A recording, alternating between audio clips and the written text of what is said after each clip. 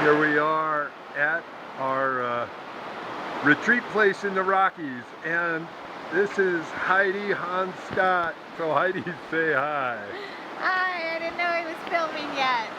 And let's see, I think we're going to try to squeeze us both in. I'm Paul Sterling, and I am a relationship and intimacy coach, but I didn't start out to be one. And you're about to be introduced to the 9 essential ingredients to creating an amazing, empowering, and successful relationship. So Heidi and I are going to bounce off in a second, but we wanted you to see where we're hanging out. And we're taking a break from hang out here, which is at the river, and wanted to get you these videos. So anything else you want to say to them about what we're up to? I'm just really excited for you guys to watch these 4 videos coming up, and it's amazing the impact it will have on your relationship and your life. We look forward to seeing you. Yep, thanks. We're going to head up and you'll see us at the whiteboard. Ciao. And today we're going to go through 9 building blocks to creating an outstanding, lasting, amazing relationship. We had a lot of fun putting this together and deciding what are the key elements that make up that kind of relationship. And so this is what we came up with, and we're super excited to share. And don't worry, it's not everything. There's some stuff that's not on here, and some of it you'll be able to go deeper with, a lot deeper. The first thing is purpose. What is the purpose in your relationship? And there's 3 things that we thought were involved in creating the purpose and tension of your relationship. Go over the first one. Cool. We're going to see if we can do this with some form of elegance. So the first one is something that most people don't talk about, but it's vision and values. What's your picture of how a relationship should work? And it's not like if you have different pictures, it can't work, but the vision and values are either bringing you together or pulling you apart. And what happens is the more of these that are aligned, more of these 9 blocks, the more likely you are to have your relationship work. And the more, if they're not aligned, the more likely they are to be torn apart. And so number 1 in purpose is get clear. What is your vision and values? And then number 2. Number 2 is needs.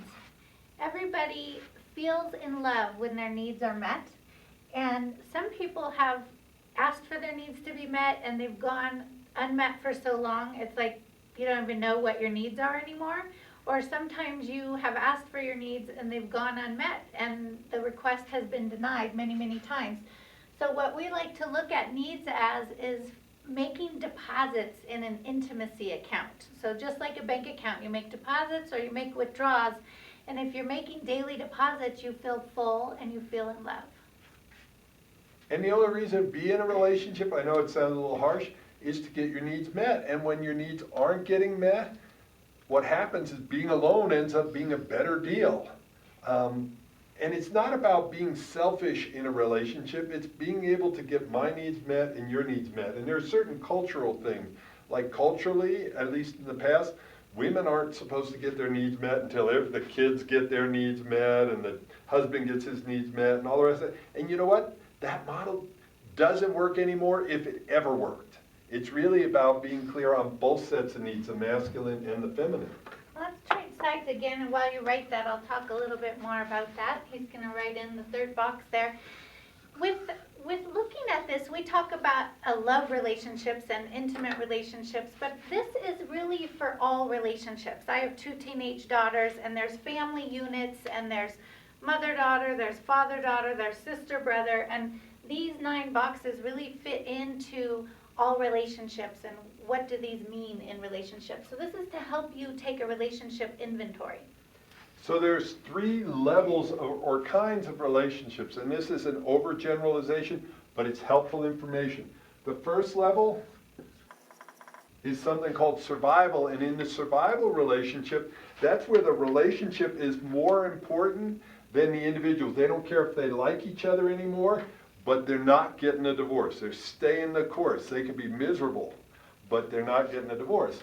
The next one up is comfort.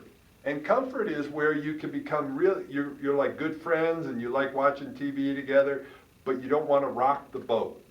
You don't want to have difficult conversations. And what happens in a comfort relationship is the intimacy and the passion disappears, and they still are comfortable with each other. And the comfort relationship is like, that's that place where it's not bad enough to get out, but it's not really good enough to be committed and be all in. So it's an awkward but somewhat comfortable position. And the third level is something called growth. And in a growth relationship, it's about telling the truth. It's about expanding who we are. It's about facing the difficult issues, having the difficult conversation. So there's none of these are better than the other. They're going to get you these tie in with different what? Vision and values. And someone will value survival or comfort or growth. And what's important to know is if you know what your dominant is and you know what your partner's is, because with me and my only ex-wife, hers was comfort, mine was growth. So constantly we're pulling each other apart because I have different idea of what a good time is than she does. I love going to workshops in the weekend, and that was not something that was fun for her.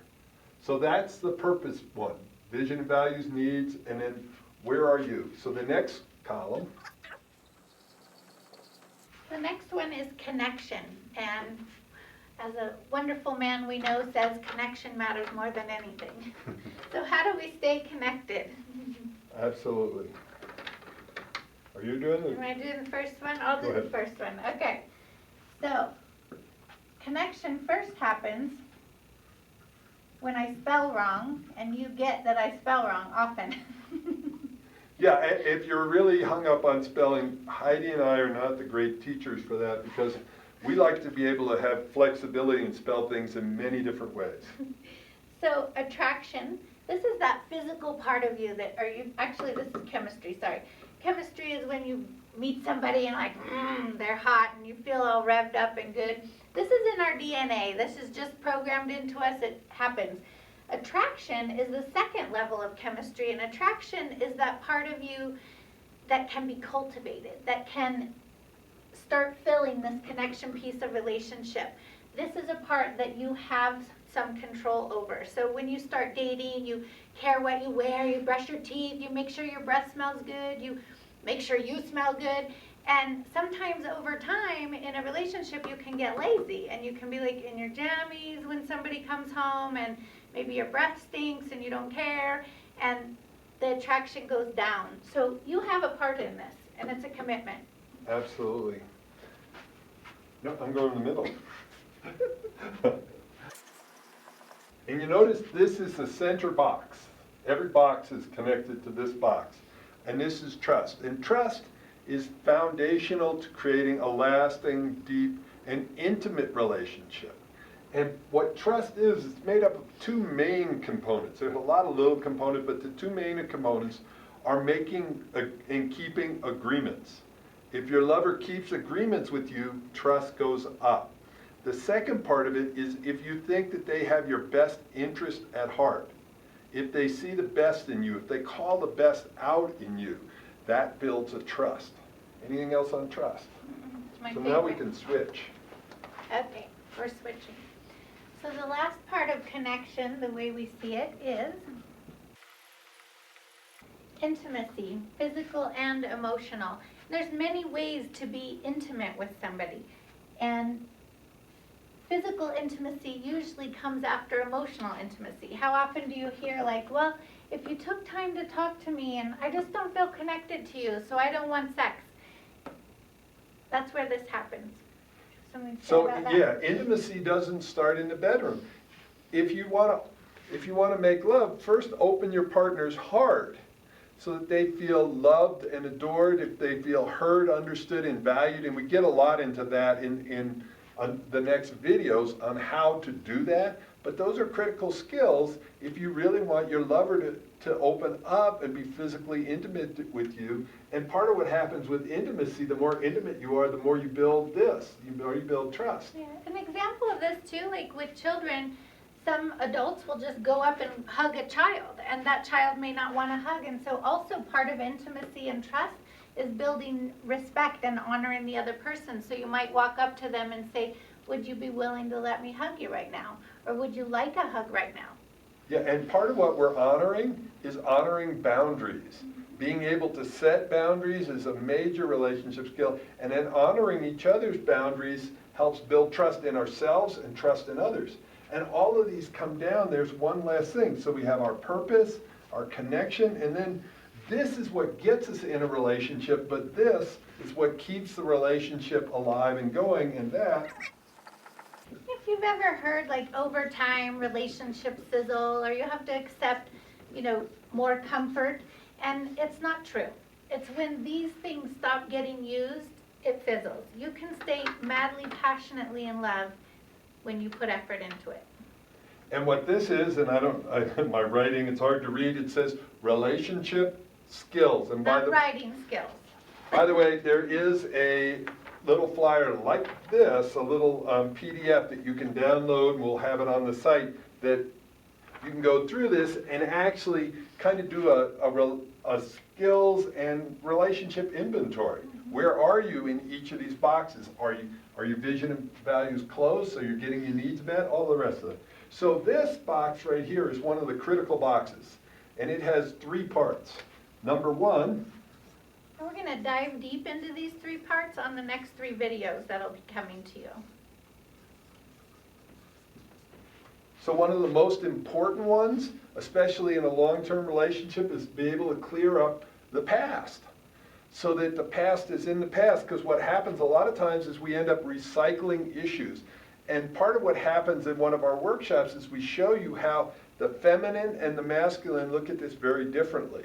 And it's really important to know both sides. If you want to win in the relationship, not win over your partner, but win your partner over, it's really important to know how to clear up the past. And the second one, do you want to do it or you want me to? Go ahead. So when you clear up the past, you don't bring it into the second one, which is Oh, I like that. Connect and being present. And what present is, it's like, I'm looking around the room right now to see if I have my cell phone. I don't, but a lot of times you look at a couple going out on a date right now, and what do they look like? They're both like this. And neither of them, they're connecting, but they're connecting to this digital machine rather than connecting to each other. And it's a skill to learn how to connect. And it can feel really awkward, like looking in each other's eyes for that long. And in the advanced class, we teach you about how to do that in intimate moments, how to make love where you're really looking into each other's eyes. But this is, first thing coming up is some basics. So while you're writing the third one, I'll talk a little bit about why clearing the past is so important to connect and be present. So have you ever had the experience where somebody leaves a towel on the floor and you say, well, you left a towel on the floor, and then the other person says, well, last week you didn't do the dishes and you didn't pick up the kids in time, and you start this game of ping pong. And so this is why clearing up the past is so important to get present, so you can deal with present time challenges and joys. And you can be present with each other, because what happens here is a lot of times issues get recycled rather than resolved. And if you could resolve them only once, then they don't get recycled for years and years and years. And to the point where you just quit talking about it. And you end up ignoring each other rather than adoring each other. And we're going to talk more about that later, how to go from feeling ignored to being adored. The last one is how to create a bright future. And why most people, especially men, are afraid of committing is because if the past keeps getting recycled over and over again, and they don't feel connected and in the present, then what happens? No future. And so what's it take to do all this? We're going to do another video where we get into these in detail, but Heidi's giving us the next major relationship skill right now. This is so important. When your communication breaks down, the relationship breaks down. So open, honest, compassionate communication. Absolutely. And the quality of your relationship is based on the quality of your communication. So we're going to dive into the last box here is 3 critical things. What are they? Critical. Yeah. So number one is your habits. And on a regular basis, if you want to get physically fit, what do you have to work on? Your habits. And what are the habits? It's like your habits around exercise and your habits around eating. And if you, on a daily basis, have habits like I jog almost every morning. Now, I'm not like a long distance jogger and I'm not one of these super runners, but I do it on a regular basis because I made it a what? It's a habit for my health. What we also have is we have habits that are for the relationship's health. And if we don't pay attention to those, we end up with bad habits, and the habits slowly deteriorate the relationship until it's gone.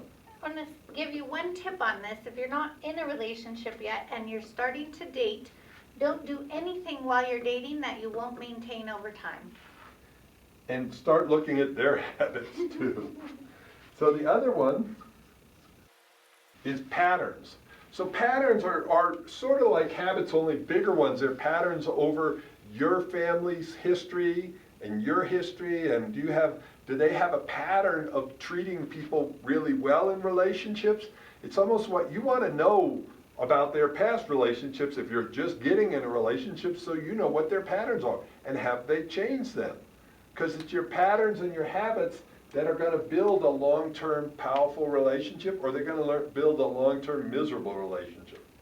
And then there's one last one. You want to talk about that one? So it's habits, patterns, and beliefs. And our beliefs really run us. They kind of cause everything to happen consciously and subconsciously. And so we must, if we're not getting the results we want, we must change our beliefs. And we dive into this and we really teach you how in some of our workshops, but you can start looking at this. What are my habits? What are the patterns I've been running in? And what are the beliefs that are causing these? So we really want you to print this out, take a relationship inventory, see where you're at, see where your strengths are, where you want to learn more and what you want to work on. And we will be giving you our next video. So download this. And go to Magic, if you got this and you're not getting, if you're not on our email list and getting our information, go to magicrelationship.net and opt in there, put your name and email so that you can get the next videos, because the next videos are going to dive deeper into your relationship skills. These are critical.